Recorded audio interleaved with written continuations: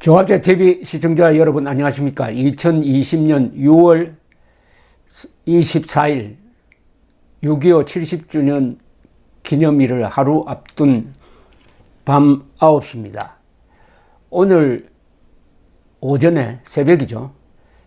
북한이 김정은의 지시라고 그래가지고 그동안에 김여정이가 대남 군사 도발을 하겠다는 여러 가지 계획을 발표를 했는데 일단 중단 지시를 내렸습니다. 그런데 이런 사태를 정확하게 예견한 분이 계십니다. 역시 전문가는 다릅니다. 그분은 제가 몇 차례 소개를 해드리고 또 모셔서 대담도 한 적이 있는 천영우 TV의 천영우 전 외교안보 수석입니다. 천영우 선생은 그러니까 2011년, 12년, 13년 초까지 이명박 정부 시절에 외교안보 수석으로 근무하셨고 그전에는 외교부 차관, 또 그전에는 영국 대사, 그전에는 특히 육자회담 대표로 북핵 문제를 현장에서 다룬 분입니다. 또 천영우 선생은 입담이 아주 좋습니다. 이분이 운영하는 천영우 TV는 전문가들용이라고 생각하지만 사실은 일반 국민들이 듣기에 딱 좋은 내용입니다. 얼마나 쉽게 재밌게 설명을 하는지 한 15분 정도의 토막토막 그 강연 내용이 피가 되고 살이 되는 내용이고 우리가 막연하게 알고 있는 것을 정확하게 맥을 짚어가지고 알려주시는데 최고의 강연입니다.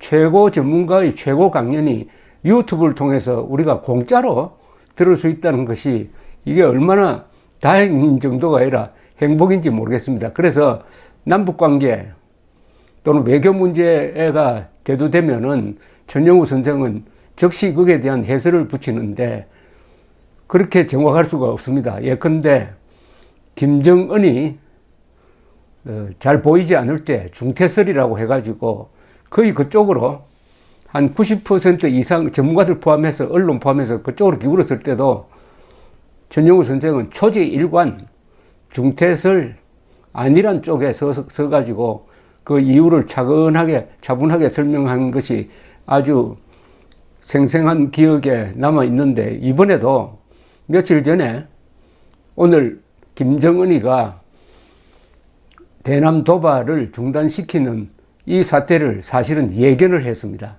즉 김여정을 앞세워 가지고 대남 도발하겠다고 한 걸 조목조목 비판하면서 이게 실현 불가능이다. 실현했을 때는 오히려 북한이 손해를 보게 되어 있다 하는 말씀이었습니다. 그쪽에서 하겠다고 한 게 몇 개 있었죠. 또 한 것도 있었습니다. 즉 남북 공동연락사무소 폭파는 아주 화끈하게 했습니다.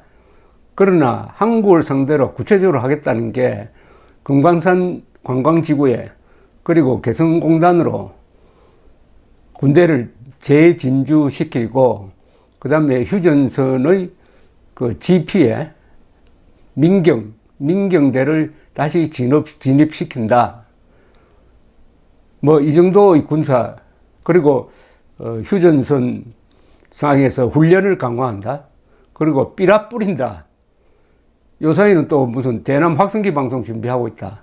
뭐 이런 건데 우리 천영우 수석의 설명에 의하면 그게 다 한국에 타격을 주는 것이 아니라 북한에 불리하다는 겁니다. 예컨대 지금 개성공단에 연대 병력을 다시 보낸다면은 지금은 산 뒤에 배치를 해가지고 한국군이 보기에는 잘 안 보이는 데인데 저 개성공단 그 넓은 공단 지역으로 보내버리면은 우리 포병 화력의 사정권 안에 들어가서 때리기 좋게 된다는 겁니다.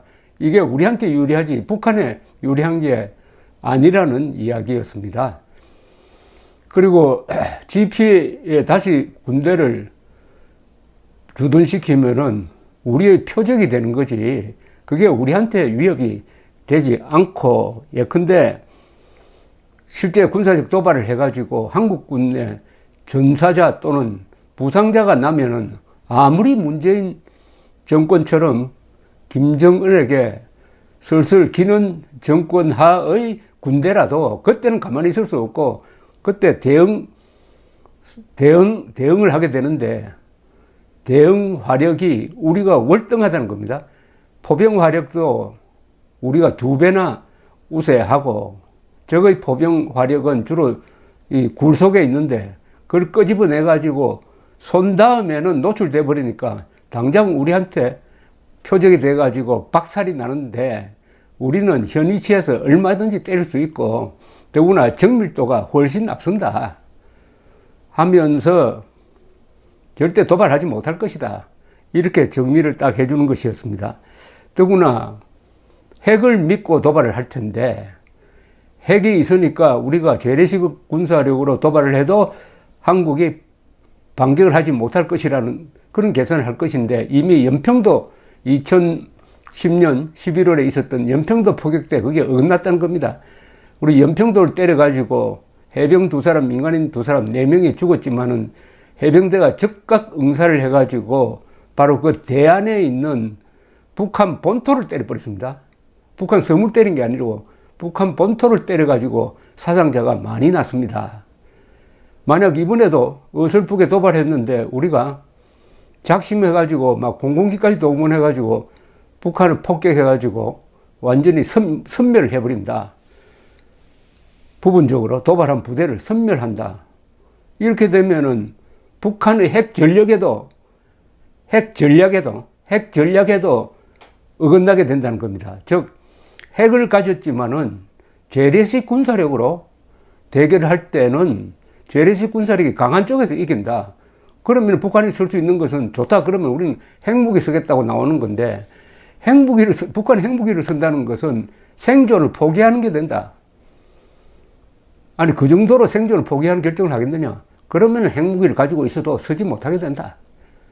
또 핵무기를 쓰면은 미국의 핵우산에 의해서 같이 대응이 되니까 그건 뭐 상대도 안 되고 요새는 미국은 그 전술핵 중에서 아주 정밀 타격을 해가지고 그 주변 사람들한테 피해를 끼치지 않고 정확하게 때릴 수 있는 그런 소형 전술핵 폭탄을 개발하고 있으니까 북한의 허술한 아주 그 정확도도 떨어질 것이 분명한 그런 핵미사일 전략으로는 상대가 되지 않는다. 그런 약점을 다 노출시켰다는 겁니다. 김정은이가. 이번에 어설프게 김여정을 앞세워가지고 문재인 대통령 욕하는 재미를 붙이다가 결국 김정은이가 오늘 포기하게 된 거는 천영우 수석의 이 TV를 보고 생각을 바꾼 거 아니냐 하는 생각이 듭니다. 아마 틀림없이 보고 있을 겁니다.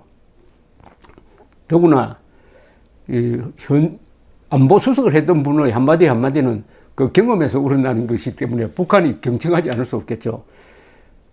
그래서 김정은이가 이걸 보고 이런 관점에서 볼 수도 있겠구나. 한국군의 관점에서 보면 우리가 이게 역공을 당하겠구나 하는 판단을 해서 그렇게 한 것 아니냐 하는 이야기를 했습니다. 천영우 수석은 왜 이렇게 김여정이가 나와서 이렇게 나왔느냐. 특히 남북연락사무소 폭파시키는 걸 보면은 이만저만 스트레스가 있는 게 아니다. 그 이유는 무엇보다도 문재인 정권에 대한 섭섭합니다. 문재인 정권이 김정은을 희망 고문했다. 이렇게 이야기합니다. 희망 고문했다. 희망 고문이라는 건 뭡니까? 희망을 잔뜩 주어가지고 부풀게 만들어 놓고는 실망시켜 버리는 거죠. 그게 희망 고문인데 그동안에 문재인 정권이 김정은에 대해서 얼마나 꿈을 꾸게 만들었겠습니까? 그러니까 트럼프하고 자주 만나니까 트럼프를 설득해가지고 제재 해제로 가도록 만들겠다. 더구나 싱가포르 회담까지 해가지고 북한이 요구하는 대로 트럼프가 따라왔거든요. 그러다가 하노이 회담에서 볼턴의 그 기획도 있고 트럼프도 더 이상 밀리기 싫어가지고 하노이 회담이 깨지는 바람에 그 뒤부터 길을 잊어버렸습니다. 길치가 되어버렸습니다. 누구 말대로 이 세 사람, 길을 잃은 김정은, 그리고 미국과 박자를 못 맞추는, 국제사회와 박자를 못 맞추는 문재인, 그리고 혼자서 목소리만 높이는 엄치 트럼프, 길치, 박치, 세 바보가 지금 노래를 부르다가 보니까 김정은이가 정말 길을 잃고 헤매면서 더구나 코로나로 인한 한만 적병지대 폐쇄, 그리고 제재가 해제가 안 돼가지고 이제 평양 시민들까지 생활의 어려움을 겪고 있는 데다가 대북 전단이 날라와가지고 김정은이 최고 존엄이라는 김정은을 아주 우스꽝스럽게 만드는 이런 게 합쳐가지고 발작적인 이런 행동을 했는데, 해놓고 보니까 그 다음에 김정은이가 살펴보니까 대남 군사 도발했다가는 완전히 우리가 역으로 몇 배의 응징을 당하겠구나 하는 현실적인 판단을 해가지고 중단시킨 것으로 보인다는 이 해설이 아주 기분이 좋았습니다. 여러분들이 직접 들어가셔가지고 한번 들어보시기 바랍니다. 문제는 문재인 정권의 태도죠. 문재인 정권이 이번에 겁을 먹고 김정은을 달래려고 하면은 북한에 퍼주는 수밖에 없는데, 그러면은 한국과 미국 관계가 파탄이 나게 되는데, 그것도 현실적으로 불가능한 것 아니겠습니까? 볼턴 회고록에 의해서 트럼프의 그동안의 대북 정책이 엉망진창이라는 게 다 폭로가 됐는데, 이 판국에 또 한국까지 끼어들어가지고 약을 올리면은 트럼프가 가만히 있겠습니까? 다만 트럼프가 주한미군 철수한다고 하면 큰일이에요. 요거는 좀 주의할 바가 있는데, 지금 문재인 정권은 기본 그 정권 성격이 반미니까 주한미군 철수를 원하죠. 그러나 철수하라고 요구하면은 국내 여론이 악화되니까 미국이 알아서 철수하도록 이 주둔비 분담금 협상을 계속 끌고 가면서 트럼프를 약올리고 있습니다. 그게 관계되는 돈이 얼마가 아닌데, 이 부분에 대해서는 트럼프가 선거 공약을 했기 때문에, 즉 일본, 한국으로부터 주둔비 많이 받아내겠다고 했기 때문에 이건 자기의 명예가 걸렸고 이 선거와 또 관계되기 때문에 아주 예민하게 반응합니다. 이 부분에서 트럼프가 신경질을 내면서 주한미군 철수 선언할까 싶어서 상당히 고민입니다. 물론 그 미국에서 말리는 사람이 많으니까 그렇게 간단하게 되지는 않는데, 어쨌든 이번 사태를 통해서 정리를 하면은 김정은의 약점이 드러났습니다. 즉 김정은의 약점은 거짓 공화국의 거짓 우상이라는 거죠. 최고 존엄 큰소리 치지만은 이번에 볼턴 회고록에 따르면은 하노이 회담에서는 아주 애처로울 정도로 트럼프에게 매달리는 모습이 아주 소설처럼 잘 묘사되어 있습니다. 요걸 카피를 해가지고 북한으로 보내야 돼요. 그러니까 영변 핵시설 포기할 테니까 2016년 이후의 제재를 해제해 달라고 계속 조르는 겁니다. 계속 조르는 겁니다. 참 어떻게 보면 불쌍하더라고요. 불쌍하더라니까. 바로 그게 김정은의 약점이죠. 저 신적 존재인 김정은의 권위가 하루아침에 가는 수가 있습니다. 그거는 어설프게 한국에 대해서 도발했다가 그 10배, 20배 얻어맞고 거기에 대해서 대응을 못하면은 그 권위가 어떻게 되겠습니까? 그런 부담이 있었다는 거죠. 이번에. 즉, 약점. 그리고 재래식 군사력에서 우리가 압도적이다.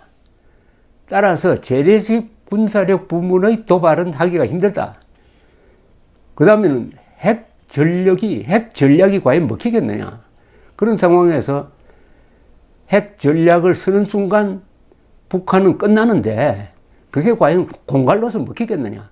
이렇게 되면 북한의 핵미사일이 과연 저게 진정으로 제대로 된 전략이냐, 아니면은 어차피 쓸 수 없는 핵 전략, 핵 전력을 추구하다가 결국은 이렇게 망해버린 거 아니냐. 역사는 그렇게 기록할지도 모릅니다. 다만 우리가 핵이 없으니까 지금 당장 또 핵을 만들 수 있는 처지도 안 되니까 미국의 핵을 우리의 핵처럼 사용하려면은 한미 관계가 철석 같아야죠. 그래서 미국이 가지고 있는 핵 전력을 우리가 사실상 공유하고 있다 하는 인상을 중국과 북한에 강하게 심어주면은 북한이 가지고 있는 핵 전력도 쓸 수 없다. 가장 중요한 것은 한미 동맹을 더욱더욱 강화하는 것이라는 교훈을 주었습니다. 천정우 TV를 많이 시청해 주시기 바랍니다.